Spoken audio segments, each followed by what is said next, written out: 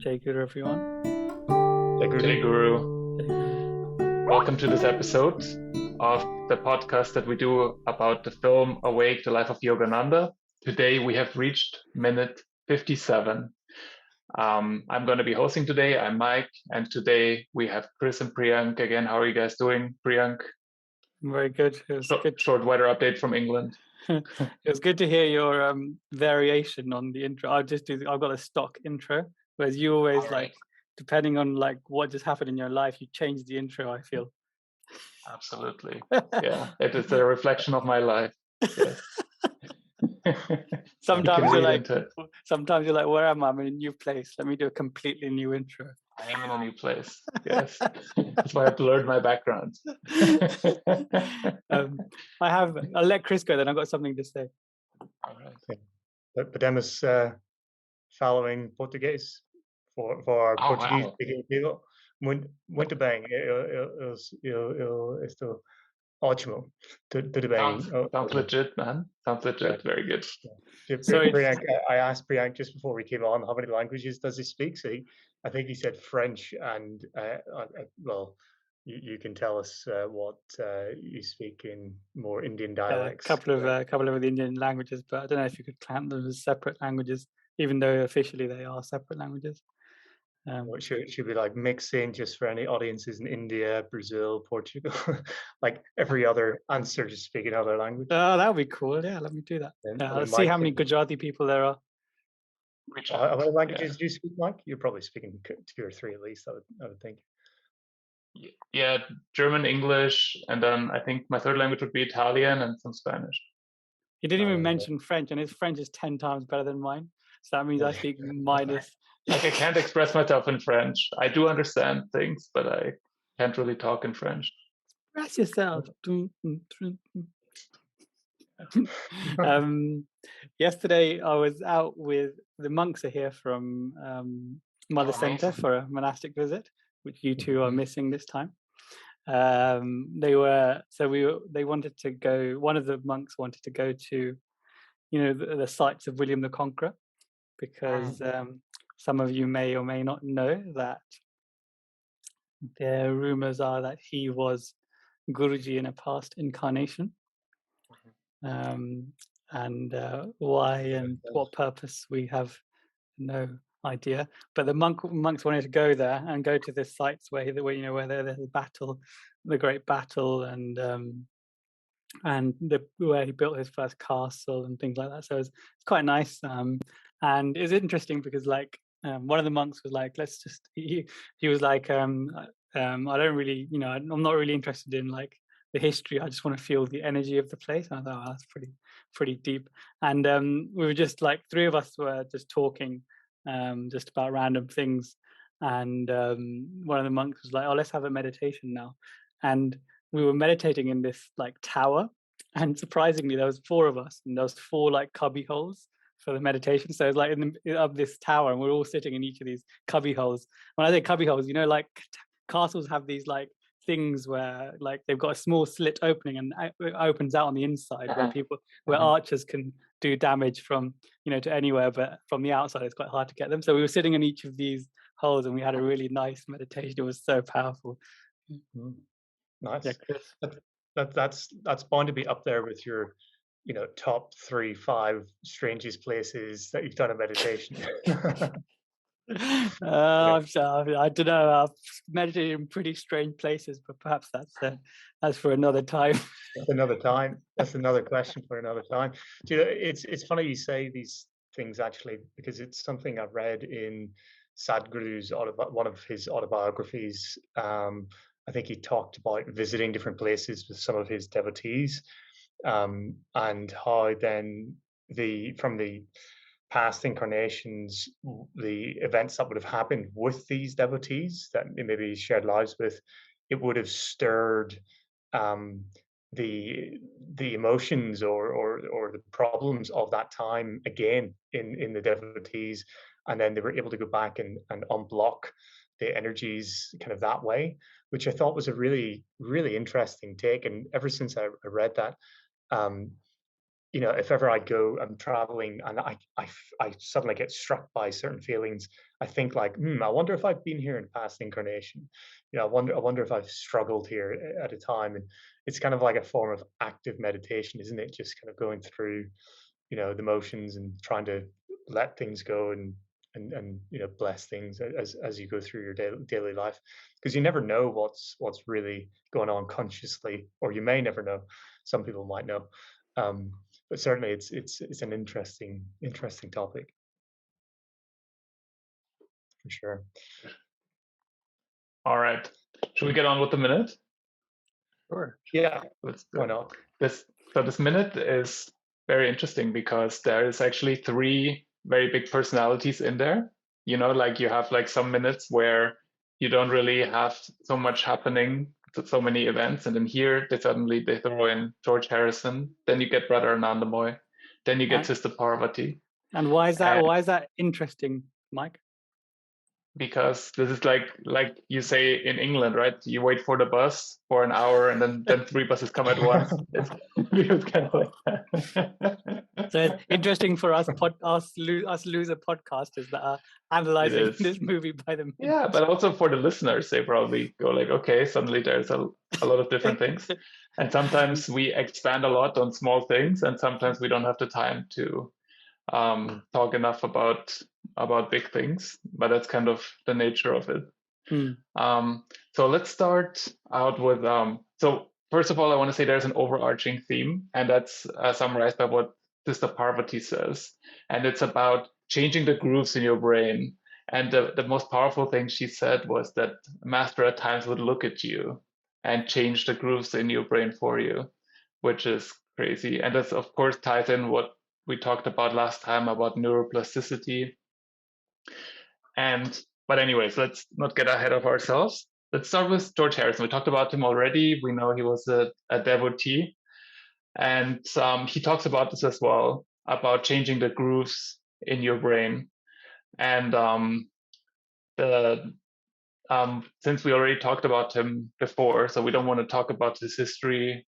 But I found a nice quote of him where he said, talked about that song that he made, "My Sweet Lord," and I wanna read that quickly. And he basically said, "I wanted to show that Hallelujah and Hare Krishna are quite the same thing. I did the voices singing Hallelujah and then changed to Hare Krishna so that the people would be chanting the Maha Mantra before they knew what was going on. The song was meant to be a Western pop equivalent of a mantra that repeats over and over again the holy names." And I find that a very beautiful idea that he tries to unite East and West. He picked up that message and went for it. Did you want to say something about this, Priyank?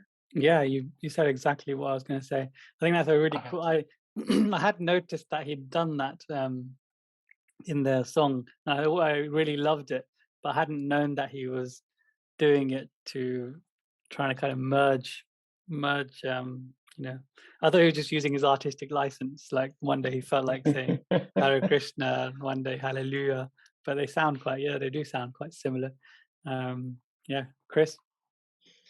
We're talking about grooves in the brain, and maybe Mike, you might come on to this, but what George Harrison did was, merge the borderline annoying reality of songs getting stuck in your head, wherever that is in your brain, and merged it with something really beneficial and great. But like I said, we're talking about grooves in the brain, and music is a great way. Chanting is a great way to have that repetition that you need to get deep into meditation. So yeah, he's definitely onto something there. Apparently, Hallelujah comes from Greek or directly from Hebrew, which means "Praise ye the Lord," which would seem appropriate. Hare Krishna doesn't quite mean that, but on a similar vein. Also, the melody from the "My Sweet Lord" song is actually an appropriated gospel that he took, and so it was already if you want to say it like that. This melody was already charged with the gospel vibration, and then he just interchanged the words, turn it into an East-West gospel if you want. Nice. You know that picture where he's 30th, whatever birthday or whatever? Is that a knife that's sticking out of the 3? It looks like it, yeah. I think that's probably. That looks like an guy. unfortunate image, doesn't it? Yeah. There's a basically audience listeners. There's a knife that's sticking out of the 30, and it's as if it's going straight into his person. It's quite. If you look at it, it's a bit disturbing. But yeah, I don't know. And it's a huge. It's a famous as well. Sorry. It's a huge knife as well. It seems unnecessarily large for it. It's the cake. It's the oh no, yeah, yeah. The cake is not that big, right? They wouldn't. It's like the size of the entire cake, which is Oh, it looks like a weapon. I doubt we will use this image as the poster for this episode, but you can probably look for it if you Google George Harrison 30th birthday. There is a picture with him and a cake that forms a big 30, and then there's a picture of Guruji in the background. I think they used this image in the previous part of it. They're not in this film. I can't remember. It's a famous picture. The most famous picture of George Harrison and George and the autobiography of a yogi, basically a picture of the standard pose. Anyway. Nice. So after George Harrison, you hear Brother Anandamoy, who also talks about regrooving the brain. Priyank, do you want to start talking about this? Yeah. Firstly, George Harrison talks about the we just talked about the autobiography of a yogi and him like just giving it to people that need regrooving. That's true. And I was just thinking about how many autobiographies I personally have given to people. Probably not that many actually, only about 10. Perhaps it should be more. But I don't like to the ISKCON and Hare Krishnas. They just throw away scripture like it's a piece of candy. Yeah. And obviously it must have like a 1% strike rate or even less, but obviously that's one. Scattergun approach is one way of doing it. I like to be more like a sniper personally. You can probably get that from my personality. No, just kidding. Precision. Yes, if people I feel are going to be receptive to it, then I give it to them. And my first autobiography of yogi had like a very personal note that someone gave me about why this book is important and how it would help me and things like that. So I'd like to carry on that tradition, and whenever I give the autobiography, I write a little note in there for the person who I'm giving it to. That's Chris. Yeah, I thought just on that note, Priyank, to sort of reshare a story that I have shared before, but on the topic of people introducing the autobiography of a yogi to you, we've all shared certain stories, but I had a lunch or dinner date with a good friend of mine and her cousin, and her cousin, when he arrived, he immediately had this urge to tell me about Yogananda, and he was fighting this urge the whole dinner. And he just was saying to himself, like having a conversation with Guruji, like saying, "Please, like, I don't want to misspeak. I need a sign to say, to this guy that maybe he should read the autobiography of a yogi." And then whenever he was saying that to himself, I just start talking about the movie that Michael Fassbender did about Steve Jobs, and started talking about Steve Jobs, and was saying how Steve Jobs I thought was quite spiritual in his pursuit of like perfection and simplicity, and I said I thought there was a real spiritual element to this movie, and I thought that was the case, and he turned around and said, "Oh well, do you know Steve Jobs, when he died, he gave away a book." And then immediately I was like, "Oh, what's this book? I want to know what the book is." And then he told me what it was. So it was that coincidence. But I just watched the movie the night before we met as well. So coincidences there or not. But I think you're right, Prank. Just to run around and tell people may not be the best approach, but try to wait for this serendipitous moment to trigger a conversation is probably the best way, really. Didn't you also have quite a good spiritual experience during that as he was discussing it, if I Yeah, recall? it was Yeah. very intense, very intense. Yeah, I hadn't had that experience before. Amazing. But it was, there were things on fire, literally. And there was electricity in the air, so yeah, it was really phenomenal. The reason we're being a bit vague is because I told Chris off once for just freely sharing his most spiritual experiences doing the scattergun approach when should be more like a keep it to yourself unless no, it wasn't. No, it was just more about the the most intimate moments. Some of these most intimate moments that you have with Guruji, and if it was about your partner, you wouldn't just share that at a dinner table. So it's no different, and it's also like often it belittles the moment sometimes, especially if some people mock it or don't see the value in it. Yeah, Guruji did warn of this, didn't he? To say, be careful who you share things with, because unless you're completely steadfast in your ways on the spiritual path, you could be easily shaken. So when you're beginning the spiritual path, don't run around and talk freely and openly about certain experiences, because you might get shaken by some of the pushbacks from society at large. But yeah. That means now you're set in your path, you've been grooved. Now you can do a TED talk on it then, Chris. Yeah. I'm not going to put that to the test, but yeah, I'll think about it. Yeah, about what Chris said, about the sharing, I also think Guruji mentions at some point that if you share an intimate moment like this, then it loses its power. So that's a reason why you should never do that. About sharing the autobiography, I did. I think I have more like Priyank's approach to. I don't give it away very often, but I always have like an extra copy or something at home. I don't think I turned anyone into a devotee by doing that so far. But we have those neighborhood libraries. We have one in Santa Monica, and where I'm right now in Walnut Creek, there's also one. So I put autobiographies in there every now and then, and they are always gone, and they never come back. So good. So seems to be a popular book among people. Yeah. All right. So I completely missed that card, but let's move to Brother Anandamoy now, Priyank. Yes, you missed it because I had it in the wrong place. So, Brother Anandamoy, where do we begin with such a personality as Brother Anandamoy? So, firstly, let's see what he says in the film. Is we're not talking about suppression, we're talking about transmutation, rechanneling, and the whole science of yoga, and rechanneling your energy, creating new patterns of thinking, new patterns of the emotional life. And the reason I read that out is that's how I read things.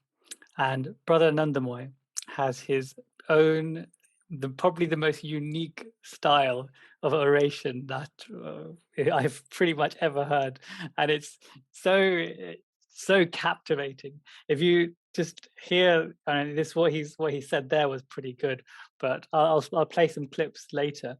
Actually, I might as well do it now, since he's talking about it. Listen to this. I've got another clip from him from a talk called "Loyalty: The Highest Spiritual Law." When I say handpicked, I remember when we were starting building in Hollywood. We were just a handful of monks. Started in 1949. And we had the person that was in charge of the construction was a contractor, was not a member. Andy Anderson, maybe you remember that name. I told stories about him in the past. And he was a very nice man, very kind, very patient with us. We didn't know how to build. He told us what to do. He told us how to do it when we didn't know. And when the building was somewhat along, Master came. And we were together, just 3 or 4 monks and Andy. And Master told stories, one after the other. Nothing deep, nothing about religion. And then Master left, and we went back to work. And then Andy took me aside and he said, "That was really something, wasn't it? All those stories." I said, "Yeah." And he said, "You know what he was talking about?" I said, "Well, the stories, it was nice, wasn't it?" And he said, "You don't know." And then he laughed, embarrassed laughed. And he said, "With those stories, he told the whole story of my life and all the mistakes I made."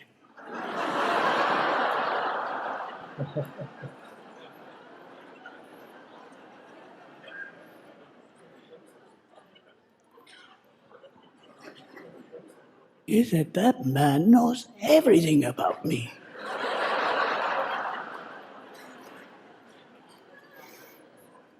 Then I laughed.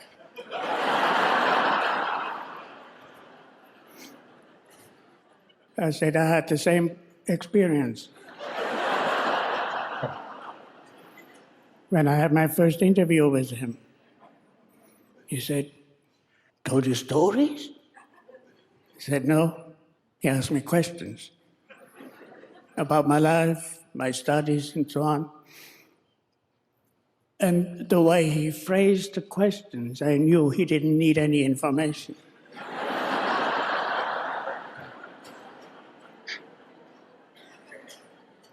He had seen the whole picture.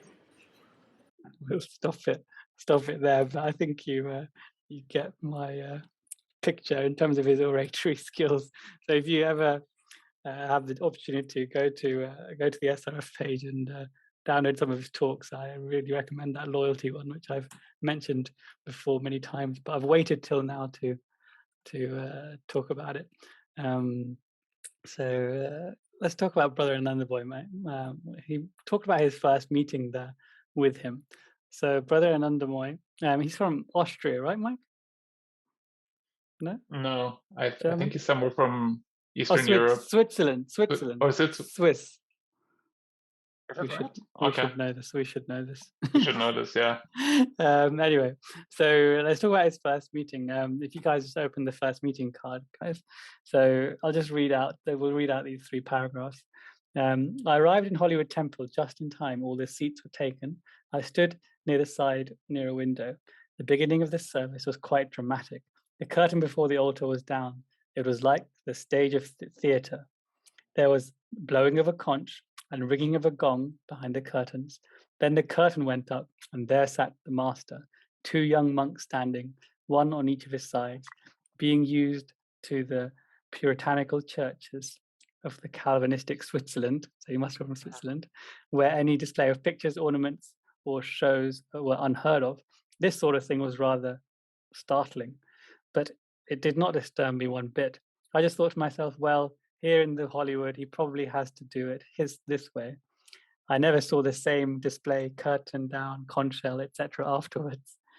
I told that story years later to a group of people, and a devotee who had been an actress said to me afterwards, "I'm glad I didn't see that. I would have walked out, and I would never have come back." The thought occurred to me that then that master may have done it as a test for me, but for the important thing was to see the master, his majestic face with those deep, dark, and loving eyes. It was an unforgettable experience. Chris, do you want to read the second paragraph? Sure. After the service, Master sat on a chair, and most of the people in the congregation went up to greet him. I cannot express in words how I felt as I stood in line. My heart was filled with deep reverence. There were many people, and once in a while, Master looked at as if to see whether I was still in that line waiting to come forward. Finally, when I stood before him, he took my hand in his hand, and I looked into those deep, luminous eyes. No words, no word was spoken. I felt that Dr. Lewis had already answered my question, and that there was no point in asking Master whether I could come and stay and live in the ashram. But an indescribable joy went into me, coming through my hand and eyes, coming through his hand and eyes. Mike? I left the temple and walked in a daze along Sunset Boulevard. I was so intoxicated with joy that I could not walk straight. I tottered like a drunkard. Not only that, I could not contain my joy within. Even though I was by myself, I kept laughing loud out. People on the sidewalk turned around, looking at me. Those who walked toward me stepped to the side, seeing me in this condition. They shook their heads in disgust, thinking I was drunk, but I did not care. I have never been so happy in my life. We mentioned not talking about your first, or your intimate spiritual experiences, but this certainly is one of quite a few for Brother Anandamoy, as he'll tell you in many of his talks. But yeah, Mike.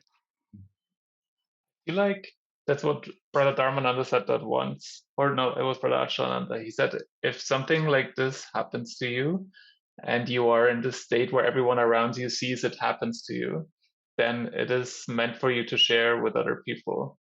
And I feel like Brother Anandamoy is one of those disciples that oftentimes had those kind of experiences and shared them because that was kind of his role he played, I guess. Nice. And I thought it was quite interesting that if you read, these excerpts are from a book that he wrote, which is entitled "Years," my life with Master, and it's it's not one of those published things. It's just out there. It's got loads of errors, but it seems to fit. As you can see, it fits his language, so it does seem to be genuine. I'll read a little bit about their second meeting. Then a couple of weeks later, Master came unexpectedly to Encinitas. We had finished digging out the last group of palm trees and went to see Master on the lawn outside the hermitage. He took me by the hand and led me aside, near the cliff overlooking the ocean. Then he said, "Kneel down." I knelt on one knee, wondering what this was all about. Then he said, "No, on both knees." I did. Then he said, "Fold your hands." I did, thinking, my God, what is this going to do to me? Then he said, "Repeat after me."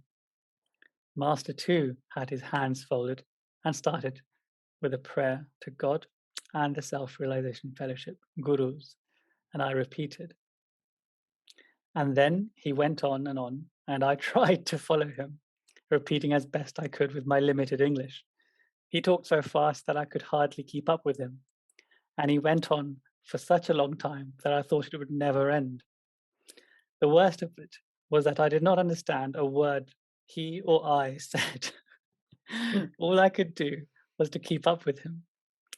That there was only one thing I understood at the very end, that I accepted him as my guru. Really a profound experience for him.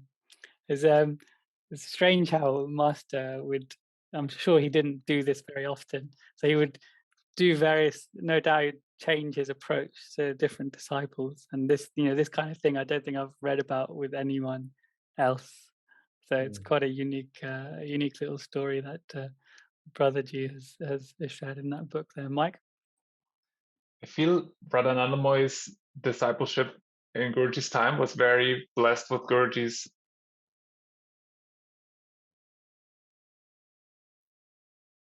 stuff and all those kind of things. But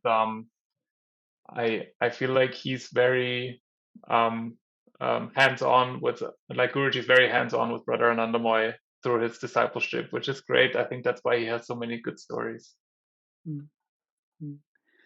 There was another story where basically they were digging some trees and like pulling out some trees and putting new ones in. And as you can imagine, I think they were palm trees. So it's like taking one in and putting one, or like digging a new hole for one and putting a new one in, is like really hard work. So they did that, and Master he says like he's like, he stood on the path below and said, just put it in line with where I'm standing. And then they did it, spent half an hour putting it in. And then he said, no, that's wrong. Do it again. And then they would do it. They did it again. And then they went through the same process, and he said the same thing. He said, no, that's wrong. You're not paying attention. Look what I'm telling you to do it. Do it again. And then Brother Anandamoy this time watched Master where he was standing. And as they were doing the work, he saw Guruji move slightly. And he didn't think anything of it. He just carried on doing it. But there's someone with him that was like what are you doing? And Brother Anandamoy said the poor man could not yet understand this was spiritual training, and that the ego and its narrow rationalization is one of the main obstacles that has to be overcome on the path to God. And they kept working into the night, so Master kept them doing it. Can you imagine that kind of intense training? Yeah, Mike.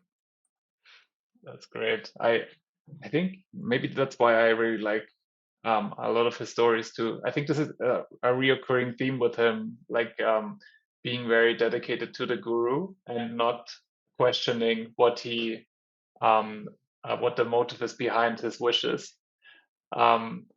There's stories with a lot of disciples like that, but I feel like Anandamoy, he oftentimes brings them up.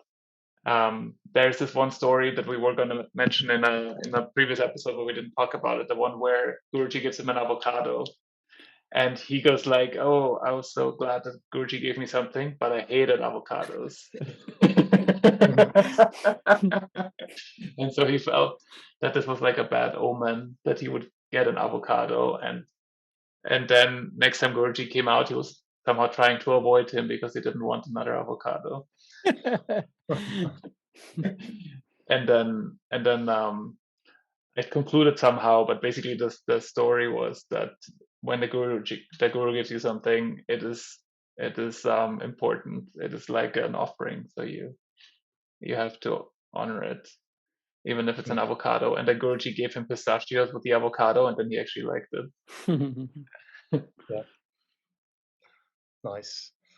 Do we feel that there are any instances like this in our own practice in yoga with Guruji, that we're being sort of spiritually tested time and time again? Is that because it resonates with me in a very positive way? But do you guys feel the same? Like Yogananda, after passing, is still putting you through the ringer? Oh yeah, of course. Very much. The training is never. It doesn't end with Master leaving his physical form.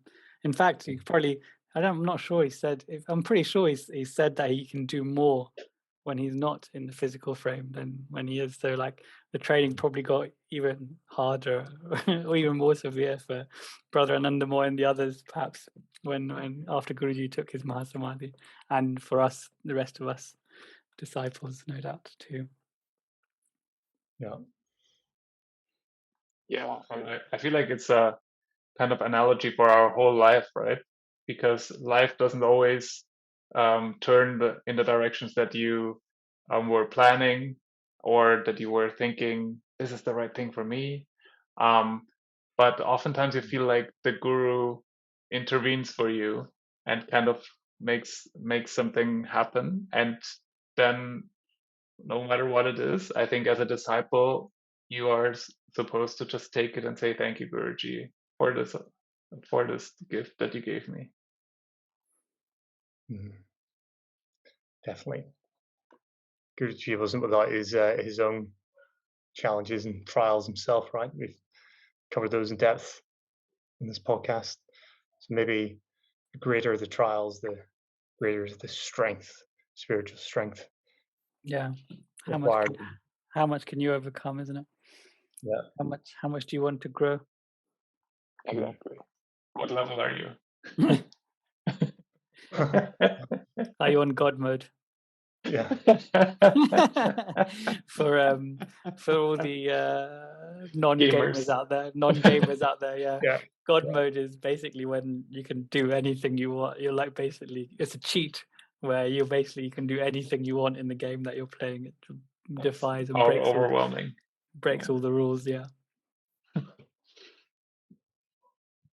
For example, a sniper in that game would be able to use a sniper like a machine gun. That would be God mode. Do you think I've killed? There's too much violence in this metaphor that I'm using. There's been a lot of metaphors with guns, yeah. Oh, I think. You know, It must be because I went to see the Battle of Hastings site yesterday. Must still be filled in my mind with all that. There was obviously no bullets there. Priyank is giving away autobiographies like a sniper. Yeah, do you know it was funny when you were reading out the passage about Anandamoy, on his knees, with his hands together, saying words that he didn't understand. I was thinking almost like a knighthood with the Queen. You come up and get on your knees essentially, but then it's a sword, isn't it? It's very it's very different. You're getting knighted with a sword, of a weapon. You could view that in a different way, I suppose, and have a nice analogy with it to cut through, ignorance and truth and things like this. But quite different from what Guruji was doing with, this pure love, just on your knees praying and giving these sweet words. I'm sure. I wonder if Anandamoy actually recovered any of the memory of the words that were spoken after he picked up English later in his life. It would be interesting to see, like, if he actually knew exactly what he was saying at a later date, or if he just never knew, just went through his whole life not knowing what was a mystery forever. Well, lots of mantras, you never know what's happening to you. Apparently, it's not really important to know the meaning. It can actually obstruct the impact if you know the meaning, because with the meaning you apply your own psychological experiences into it, whereas a mantra is beyond personal, psychological idiosyncrasies. Yeah, and the sound of the mantra is blessed. So regardless of the meaning or not, you will get the benefits. Yeah, consecrated. That's the word, isn't it? Isn't it that there's an actual astral form of energy behind the words that are spoken? So it exists in the more subtle layers of reality, and you're evoking that energy of sorts when you're speaking the word, like the hung saw technique. You don't necessarily need to know what those words mean, but you do that to get yourself into that space, that meditative space, which is really, I think one day, the science, we talk about this a lot, science will actually discover the more subtle layers of realities behind the words, which anchor into reality. Yeah. One day. I think there's a similar thing just with the cosmic chants that Guruji blessed or consecrated them to turn them into devotional japa yoga mantras. Anchor them into some spiritual sphere. So Sister Parvati, there's picture of Sister Parvati that comes. There's a picture that comes before she speaks. It's actually not Sister Parvati. I believe it's Mrinalini Mata in her younger days. But I was confused when they did that. It is true. Yeah. So Sister Parvati is the third person that we see in this minute, and of course, many people know her. She knew Guruji. She joined the ashram at a very young age. I think she needed parental permission to to be allowed to go to the ashram. That's how young she was. She entered the ashram in 1946, and for a long time she would give talks at convocation, and she would be a person that you would see in public. And now she's also in this movie, and there is a few stories that I took out. I'm going to read one of them, which I found very cute, because she talks about her Christian upbringing and how this kind of made it difficult for her to say master to Guruji. She said, and the story is like, when Sister first came, everyone was calling Paramahansa Ji master, because Sister had a Christian training. She was uncomfortable with that, because she was taught that Jesus was the only one you would refer to as master. He asked Sister a question and she wanted to answer him, but she struggled in her mind with what to call him. So she was silent for a time. Then Master just said, "You can call me Little Sir." Amazing. Yeah, I find stories like that very sweet, because there's so much in there that is, of course, she didn't have to say anything. He knew what was going on without even talking to her, and his answer is so great, Little Sir. It's very humble, right, as a title, and it seems like a bit the opposite of master. Yeah. Little Sir is also who is it? Was it Master Mahashaya or something? Was it we called him mischievous Little Sir? Do you remember when he wanted to have that divine experience, and he already got it at the Dakshineshwar temple, I believe, and he came back and said to this, was it Master Mahashaya? I believe it was, and he said, "Oh, I'll come back for this, experience." And then he said, "Mischievous Little Sir." You and I both know that, yeah. Yes, it must have been Master Mahashaya. I think it was because he asked him to tell him another story. Is that maybe? No, not another story. It was an experience. He wanted to experience, and that was the time. That was a time where I think the Divine Mother actually took on the form and in front of his eyes, I believe. I remember something like this in the autobiography. Yeah. So from there, perhaps. Yeah, and then there's a second little story about Sister Parvati. Priyank, you want to read that? Sure. Sister was troubled by some thoughts. She didn't want to be thinking them, and she didn't know how to stop. She went to Master and said, "I am having bad thoughts." He looked into her eyes for a minute and then said, "Don't give them any notice." Sister had to search for the deeper meaning of this. Then she realized that Master meant that to pay attention would give those thoughts importance, which would strengthen them.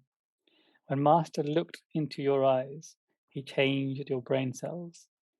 When you visualize the Masters in your spiritual eye, they are changing your brain's cells.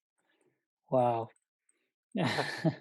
So this is in keeping with what was written in her in what she said in the actual minute, which said, when he looks at you penetratingly, he is changing you.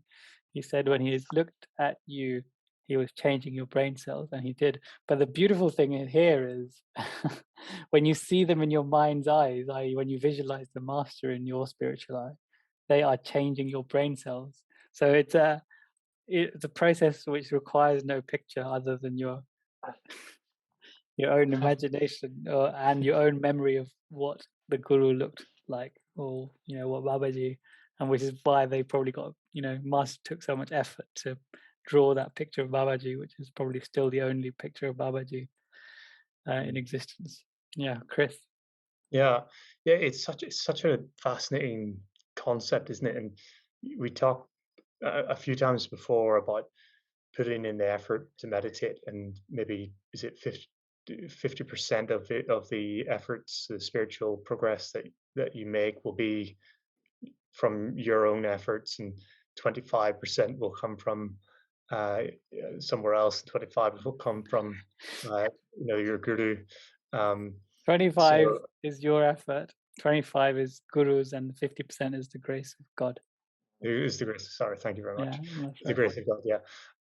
So you're just being there. You're putting yourself in the right place at the right time, and I suppose that's why we have this real sweet relationship with our guru to get us over the line, essentially, to kind of keep pulling us forward. So when you're in meditation, I assume this is something along the lines of what is going on, or what is happening, or what was meant by that 25%. They're working with you to change your brain cells to really smooth out any rough edges, so to speak, which is awesome, isn't it? And I had something else to say, but it's escaped my mind. I'm too fascinated on this one subject. I really I really like that she actually said that in the movie, and then also that she said that in that story that I found about her, because it is something. It's a way that I never thought about it. I thought, I mean, neuroplasticity, then you practice Kriya Yoga, right? And it helps you change your grooves. But just that Guruji looking at you can change your brain already. And I feel like when they say change your brain, it means basically change your way of thinking, right? Change the channels, change your go-to thoughts, change your reactions to a certain thing, and just lift it all on a higher level. And I really found this very profound. And then imagine just this visualization that she puts out there. Like you have a bad thought, you just visualize Babaji or one of the gurus, and they don't just take it away, but they just reroute your thoughts into a different direction that is positive and uplifting. Chris? I remember what I was going to say. One SRF devotee told me that she keeps images, I think it was of Babaji and the other gurus, but in this particular case, it was Babaji, an image of Babaji behind where she keeps a vessel for water.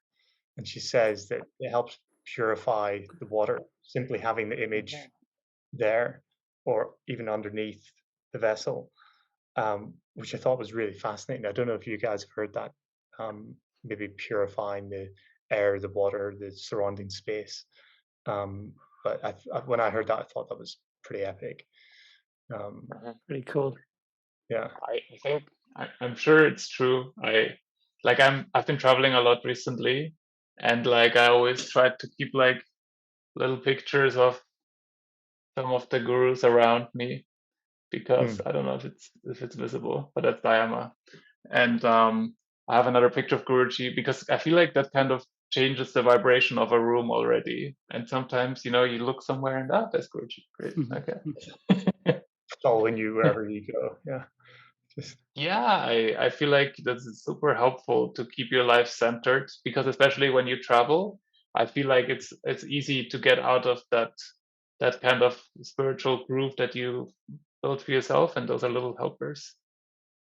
Yeah. Sure. All right. Yeah. And there's a couple of good pictures of Guruji basically doing that, changing you with his one of them when he's looking like above the camera. That's a really powerful one, isn't it? It's like, I don't know how that picture is taken, but it's a phenomenal one. It changes. The picture is phenomenal. Yeah, Mike. Yeah, I was just gonna say the same thing. That basically those pictures where he has this piercing look, that's kind of what he's doing in those pictures, right? Like, I feel like if you ever want your brain cells to be changed, just look at those pictures of Guruji looking at you, visualizing it, because it's like really a powerful piercing look that he has in both of them, and whoever was taking those pictures was probably blessed with this. Yeah. We've mentioned it before that depending on what's going on in your life, you might look at the picture and see reflected back at you a more stern gaze, or a more soft and forgiving kind of gaze. like the image almost changes in some of Guruji's pictures depending on what's going on. And part of me thinks like that's just subjective projection, but then when I'm actually experiencing the moment of like, hey, that's a little bit more stern today or something, I think like, oh, maybe there's really something to this. Like he's kind of like morphing the image in real time. I feel exactly the same sometimes. It's totally my own projection, of course, that I put onto his picture. Sometimes I go like, oh, he's looking at me sternly because I didn't do this right. Or, Yeah. or actually that same picture, now it's like now I see a light chuckle in there, which is obviously not there. But or is it? Or is it? Absolutely. Okay, so this wraps up minute number 57. So yeah, we went through George Harrison, Anandamoy, and Sister Parvati, and we talked about changing one's brain cells and how Guruji can change your brain cells by just looking at you, rewiring your thoughts.